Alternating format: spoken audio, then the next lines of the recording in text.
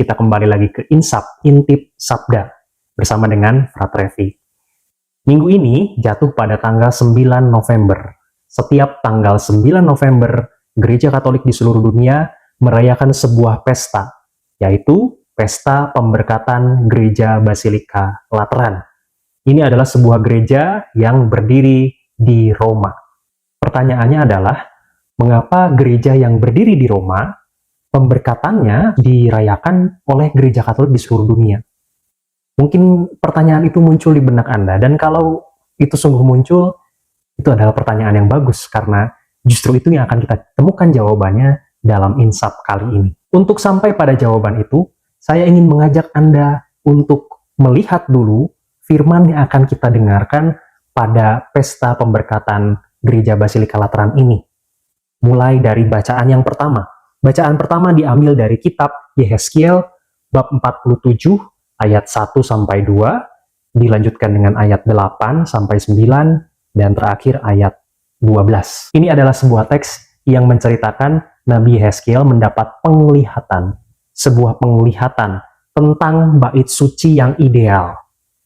Apa yang dilihat dalam penglihatan ini oleh Yehezkiel? Yehezkiel dibawa oleh malaikat Tuhan ke gerbang bait suci. Kemudian ada air keluar dari bawah ambang pintu bait suci itu. Jadi sumbernya adalah dari dekat pintu bait suci itu. Pertanyaannya, kemanakah air itu mengalir?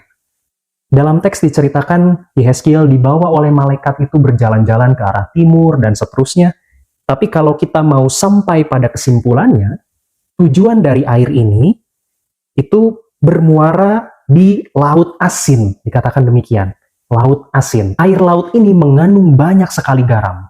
Dengan demikian, logikanya kalau laut ini mengandung banyak garam, maka makhluk hidup ini akan susah untuk bertahan di sana. Hidup di sana itu susah sekali. Menariknya, saudara-saudari, ketika air yang berasal dari bait suci itu mengalir ke Laut Asin itu, perlahan-lahan laut yang begitu banyak garam itu kemudian lama-lama menjadi tawar. Dan setelah air itu menjadi tawar, makhluk hidup kemudian mulai bertahan hidup di sana. Dikatakan segala makhluk yang berkeriapan di dalamnya akan hidup. Ikan-ikan akan menjadi sangat banyak. Sebab kemana saja air itu sampai, air laut di situ menjadi tawar, dan kemana saja sungai itu mengalir, semua yang ada di sana hidup. Artinya air yang bersumber dari bait Allah itu adalah air yang membawa kehidupan. Air yang menyebabkan di berbagai tempat terjadi kehidupan. Ikan-ikan tadi disimbolkan dengan ikan-ikan yang begitu banyak bisa bertahan hidup di dalam air itu. Kemudian bahkan tidak berhenti di situ. Pada kedua tepi sungai itu tumbuh bermacam-macam pohon buah-buahan yang daunnya tidak pernah layu dan buahnya tidak habis-habis. Tiap bulan ada lagi buahnya yang baru. Sebab pohon-pohon itu mendapat air dari tempat kudus. Buahnya menjadi makanan dan daunnya menjadi obat. Artinya air ini sungguh luar biasa. Kemana air itu mengalir, kesanalah kehidupan tumbuh. Di sanalah kehidupan bermunculan. Ikan-ikan, tumbuh-tumbuhan, pohon-pohon buah, bahkan buah-buahannya yang dihasilkan tidak pernah berhenti. Saudara-saudari terkasih, teks semacam ini adalah teks yang sangat simbolis. Kita tidak bisa menafsirkannya secara harafiah. Kita perlu membacanya secara hati-hati, pelan-pelan, sambil dinikmati, kemudian menafsirkannya secara simbolis. Ini adalah simbol dari mana tadi air mengalir, dari bait Allah. Kemana air itu mengalir? Ke tempat yang tadi disebutkan Laut Asin, di mana di sana makhluk hidup tidak akan bertahan. Tetapi kemudian setelah dialiri oleh air ini, yang berasal dari bait Allah itu, kemudian mulailah pelan-pelan bermunculan kehidupan. Dengan kata lain, air yang berasal dari bait Allah ini adalah air kehidupan. Dari manakah air kehidupan itu berasal? Dari bait Allah, tempat Allah bersemayam. Dengan demikian, benang merah yang bisa kita ambil dari teks pertama ini, bacaan pertama, adalah bahwa memang Allah adalah sumber kehidupan. Allah yang bersemayam di dalam bait Allah itu, hanya Dialah sumber kehidupan. Dia mengalirkan air kehidupan kemana-mana, dan Dia mampu mengubah bahkan tempat yang sebelumnya tidak ada kehidupan, bisa menjadi ada kehidupan. Gambaran dari Yehezkiel ini sangat cocok dengan alam pikir perjanjian lama, alam pikir tradisi Yahudi. Mengapa? Karena di dalam tradisi Yahudi, Bait Allah adalah pusat, sentral, tempat di mana manusia bisa berjumpa dengan Allah. Disitulah Allah hadir dan bersemayam. Kalau dibaca oleh orang Yahudi, dengan alam pikir Yahudi, maka sangat cocoklah bahwa memang sumber kehidupan itu berasal dari Bait Allah yang adalah pusat, yang adalah tempat Allah bersemayam. Pertanyaannya, bagi kita, para pengikut Kristus, orang-orang Kristen, hari ini bagaimana memaknai teks ini?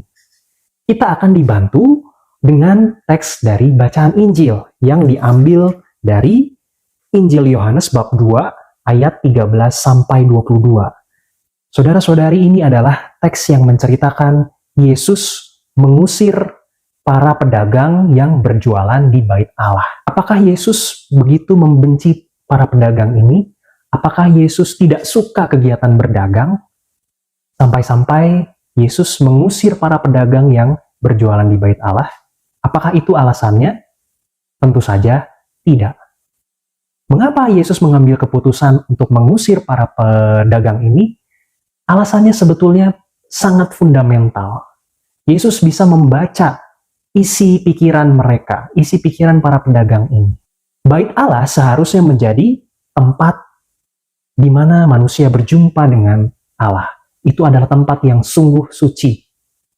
Namun demikian, oleh para pedagang ini dijadikan tempat berjualan. Yesus tidak membenci kegiatan berjualan. Yang dibenci oleh Yesus adalah motivasi yang ada di dalamnya.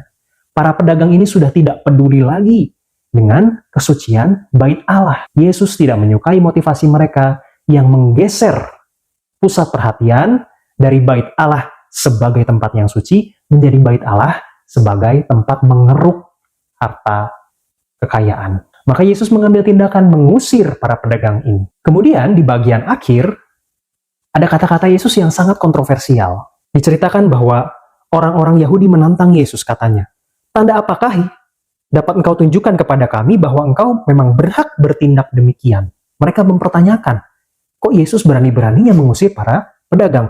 Emang kamu punya otoritas apa? Punya kuasa apa? Lalu Yesus menjawab mereka, "Rombaklah Bait Allah ini dan dalam 3 hari aku akan mendirikannya kembali." Kata orang Yahudi itu kepadanya, 46 tahun orang mendirikan Bait Allah ini, dan engkau dapat membangunnya dalam 3 hari? Ini adalah sebuah pertanyaan yang meragukan Yesus. Tapi kemudian ada lanjutannya. Tetapi yang dimaksudkan Yesus dengan Bait Allah ialah tubuhnya sendiri. Pada saat Yesus disalibkan, pada hari Jumat Agung, pada hari yang ketiga, Yesus bangkit, yaitu pada hari Paskah. Itulah yang dimaksudkan oleh Yesus. Yesus sebetulnya sedang memberikan bocoran tentang peristiwa kebangkitannya.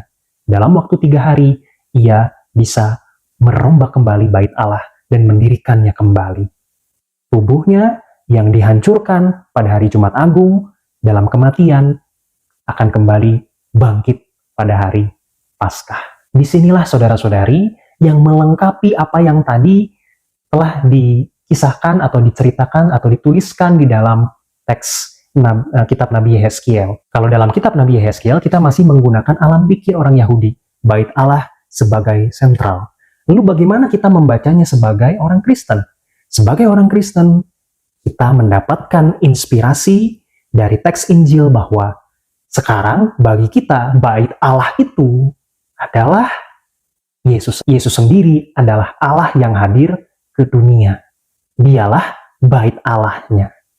Kalau tadi dalam kitab Yehezkiel, Bait Allahnya masih berupa bangunan, bagi kita hari ini Bait Allah adalah Yesus sendiri.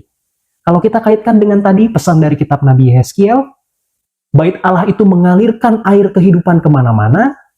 Maka kalau kita sebagai orang Kristen membacanya, nah, berarti yang bisa mengalirkan air kehidupan kemana-mana itu siapa? Tidak lain adalah Sang Bait Allah yang kita imani bersama, yaitu Tuhan Yesus. Dialah Sang sumber air kehidupan. Sekarang saya ingin mengajak Anda untuk beralih ke bacaan yang kedua, yang diambil dari 1 Korintus bab 3 ayat 9 sampai 11, dan dilanjutkan dengan ayat 16 sampai 17. Ini adalah surat Rasul Paulus kepada umat di Korintus. Teks ini akan semakin melengkapi lagi pemahaman kita, pembacaan kita terhadap ketiga bacaan yang akan kita dengarkan. Kalau tadi dalam teks bacaan pertama, kita mendapatkan inspirasi bahwa bait Allah itu mengalirkan air kehidupan. Dari Injil, kita mendapatkan inspirasi bahwa bait Allah itu bagi kita sekarang adalah Yesus sendiri, Allah yang hadir menjadi manusia di dunia. Dalam teks bacaan yang kedua dari surat Rasul Paulus kepada umat di Korintus, Paulus memperluas konteks bait Allah. Bagi Paulus, kita sebagai jemaat itu adalah juga bait Allah. Dari mana kita tahu bahwa Paulus memperluas konteks bait Allah? Dari kalimat yang pertama kita bisa mengetahuinya. Saudara-saudara, kamu adalah ladang Allah dan bangunannya. Itu adalah petunjuk pertama. Lalu petunjuk yang kedua didapatkan dari bagian tengah. Tidak tahukah kamu bahwa kamu adalah bait Allah dan bahwa roh Allah diam di dalam kamu? Kita perlu hati-hati membaca kata kamu di sini. Kata kamu yang dimaksud di sini itu bukan kamu dalam arti individual, tunggal. Kamu itu hanya satu orang, bukan itu maksudnya. Yang dimaksud dengan kamu di sini adalah umat di Korintus. Tadi kan kata pembukanya kalau dalam surat biasanya selalu diawali dengan saudara-saudara. Artinya, kamu yang dimaksud oleh Paulus di sini adalah kamu yang berarti jamak. Kamunya itu kalau dalam bahasa kita hari ini adalah kalian. Jadi kalian semua adalah bait Allah. Dan katanya roh Allah diam di dalam kalian. Artinya, yang ingin dikatakan oleh Paulus adalah bahwa kita sebagai persekutuan umat Allah, sebagai persekutuan umat beriman, atau gereja, kita yang adalah gereja ini adalah bait Allah. Itu yang ingin dimaksudkan oleh Paulus. Jadi kalau tadi dalam bacaan Injil, Yesus sendiri menyatakan dirinya adalah bait Allah, dalam teks bacaan kedua, Paulus memperluas konteks bait Allah itu. Kita juga gerejanya Yesus, persekutuan umat yang beriman kepada Yesus juga adalah bait Allah. Alasannya apa? Alasannya karena dikatakan roh Allah tinggal pada kita sebagai gereja. Roh Kudus atau roh Yesus sendiri menemani kita sebagai persekutuan umat beriman untuk bertumbuh dan membangun diri kita. Maka Paulus tidak ragu-ragu untuk mengatakan bahwa kita sebagai persekutuan umat beriman yang ditinggali oleh roh Yesus sendiri, maka kita pun juga adalah bait Allah. Selain itu, hal penting lainnya yang dituliskan dalam bacaan yang kedua adalah Paulus adalah salah satu orang yang meletakkan dasar atas bait Allah ini. Yang dimaksud adalah bait Allah sebagai jemaat, sebagai persekutuan umat. Paulus adalah salah satu orang yang berusaha membangun dasarnya. Memang benar, karena pada waktu itu Paulus adalah salah satu orang yang paling berjasa untuk membangun umat Allah. Nah, lalu ada lanjutannya. Tiap-tiap orang itu bisa ikut membangun, katanya demikian. Tapi jangan sampai lupa bahwa kita semua atau bangunan bait Allah ini yang adalah jemaat Allah, itu dibangun di atas satu dasar yang paling dasar, yang tidak boleh salah. Dasar yang paling fundamental, yang paling dasarnya itu adalah Yesus Kristus. Ini ditegaskan di dalam surat. Yesus Kristus adalah dasar dari bait Allah yang adalah jemaat itu. Yang lain itu membangun di atas dasar itu, di atas fondasi itu. Fondasinya tetaplah Yesus. Saudara-saudari, persekutuan umat beriman yang hari ini kita sebut sebagai gereja, itu adalah sesuatu yang dikehendaki oleh Yesus sendiri. Apa buktinya? Buktinya ada di dalam Matius bab 16 ayat 18. Engkau adalah Petrus, dan di atas batu karang ini akan kudirikan jemaatku, dan alam maut tidak akan menguasainya. Apa maksud dari perkataan itu? Mengapa kok Yesus tiba-tiba mengatakan engkau adalah Petrus, dan di atas batu karang ini akan kudirikan jemaatku? Sebetulnya Petrus itu nama aslinya siapa sih? Nama asli Petrus adalah Simon. Petrus adalah nama yang diberikan oleh Yesus. Petrus sendiri artinya adalah batu karang. Maka ketika Yesus mengatakan engkau adalah Petrus, dan di atas batu karang ini akan kudirikan jemaatku. Artinya, Yesus ingin mengatakan, di atas si Petrus ini, engkau adalah Petrus, engkau adalah si batu karang, dan di atas si batu karang ini akan kudirikan jemaatku, dan alam maut tidak akan menguasainya. Maka sejak saat itu, sebetulnya Yesus sedang mendirikan gerejanya di bawah kepemimpinan Petrus. Yesus punya 12 rasul, tapi dipilih satu orang yang menjadi pemimpin utamanya, yaitu Petrus. Dan gereja yang didirikan oleh Yesus itu dipimpin oleh Petrus. Karena di atas si Petrus ini, katanya tadi, akan kudirikan jemaatku. Saudara-saudari terkasih, sampai hari ini kepemimpinan Petrus itu bertahan, masih ada sampai hari ini. Petrus tentu adalah seorang manusia biasa. Ketika Petrus meninggal, ada orang yang kemudian melanjutkan kuasa pelayanan Petrus sebagai pemimpin gereja, yang hari ini kita sebut sebagai Paus. Dengan demikian, Paus Leo ke-14, Paus ke-267, itu adalah seorang penerus tahta Petrus. Petrus dalam sejarah gereja adalah Paus yang pertama. Kemudian dilanjutkan terus-menerus sampai akhirnya hari ini kita mengenal Paus Leo ke-14 sebagai penerus Santo Petrus, Paus ke-267. Dengan demikian saudara-saudari, kita tidak perlu ragu. Kenapa? Kita tidak perlu meragukan gereja Katolik. Karena gereja Katolik adalah gereja yang didirikan oleh Yesus sendiri di atas si batu karang Petrus. Sampai hari ini, kuasa pelayanan kepemimpinan Petrus masih dilanjutkan di bawah Bapak Suci Leo ke-14. Kita berada di bawah kepemimpinan orang yang memang ditunjuk langsung oleh Yesus dan diteruskan sampai hari ini. Saudara-saudari terkasih, kan Yesus punya 12 rasul. Lalu apakah kuasa para rasul juga dilanjutkan sampai hari ini? Jawabannya adalah iya.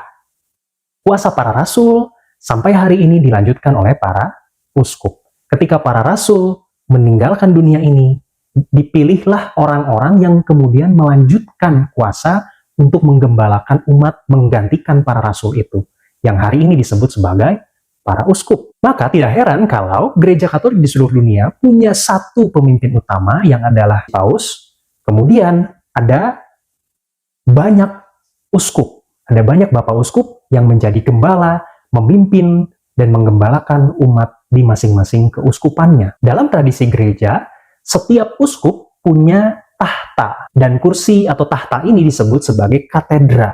Katedra ini ada di dalam sebuah gereja. Gereja tempat di mana katedra atau tempat atau tahta Bapak Uskup itu ada disebut sebagai gereja katedral.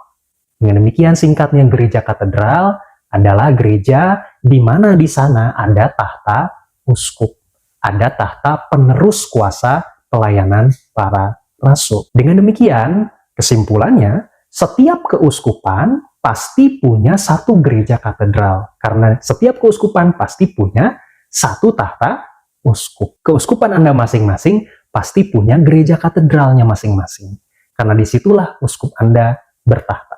Pertanyaan saya sekarang adalah, Petrus itu kan dulu seorang rasul. Kalau Petrus dulu adalah seorang rasul, apakah Paus juga adalah seorang uskup? Jawabannya adalah iya. Bapak Paus kita sebetulnya adalah seorang uskup. Dia menjadi uskup keuskupan Roma. Kalau Paus adalah seorang uskup, maka seharusnya Paus juga punya tahta, punya katedra, punya gereja katedral. Nah, disinilah teka-teki atau pertanyaan yang tadi di awal kita pertanyakan mendapatkan jawabannya. Di manakah gereja katedral Roma? Di manakah gereja katedral yang menjadi tahta Paus? Jawabannya adalah di Gereja Basilika Lateran yang nanti hari Minggu tanggal 9 November kita pestakan. Gereja Basilika Lateran adalah tempat di mana katedra Uskup Roma berada. Inilah yang menjadi alasan mengapa pemberkatan Gereja Basilika Lateran dirayakan oleh seluruh gereja Katolik di seluruh dunia setiap tanggal 9 November. Jawabannya adalah karena itu adalah simbol dari kesatuan kita. Karena itu adalah katedral untuk keuskupan Roma. katedralnya Bapak Paus, yang adalah pemimpin kita semua, pemersatu kita semua, maka kita semua merayakannya pada tanggal 9 November. Dengan demikian, sebetulnya kalau mau ditarik maknanya, yang ingin kita rayakan hari ini bukan pertama-tama soal bangunan fisiknya. Yang ingin kita rayakan pertama-tama adalah soal kesatuan kita sebagai gereja yang satu, kudus, katolik, dan apostolik. Kita mempertahankan pesan Yesus yang disampaikan dalam Matius 16 ayat 18. Gerejanya Yesus didirikan di atas Petrus. Sampai hari ini kita dipimpin oleh pengganti Petrus. Kita mengingat bahwa kita adalah satu kesatuan gereja yang didirikan oleh Yesus sendiri. Kita juga mengingat kesatuan kita, relasi kita dengan para rasul, dan terutama dengan Petrus yang dulu menjadi pemimpin gereja kita, seperti yang dikatakan oleh Santo Paulus tadi, bahwa para rasul, termasuk Paulus, adalah orang-orang yang mendirikan dasar-dasar bait suci atau bait Allah, yang adalah kita, gereja. Dan sampai hari ini, usaha untuk membangun bait Allah itu, membangun jemaat itu, terus-menerus dilakukan oleh banyak pihak. Termasuk kita juga adalah bagian orang-orang yang ikut membangun jemaat kita di tempat kita masing-masing. Maka, yang terpenting bagi kita hari ini adalah, yuk kita belajar untuk membangun gereja kita, jemaat kita, persekutuan kita, dan bukan sebaliknya, justru malah merusak persaudaraan yang sudah terbangun di dalamnya. Pesan bagi kita adalah, jangan sampai kita jadi penghancur, kita jadi pembawa kekacauan, kita menjadi pemecah belah. Sebaliknya kita diajak untuk menjadi pemersatu.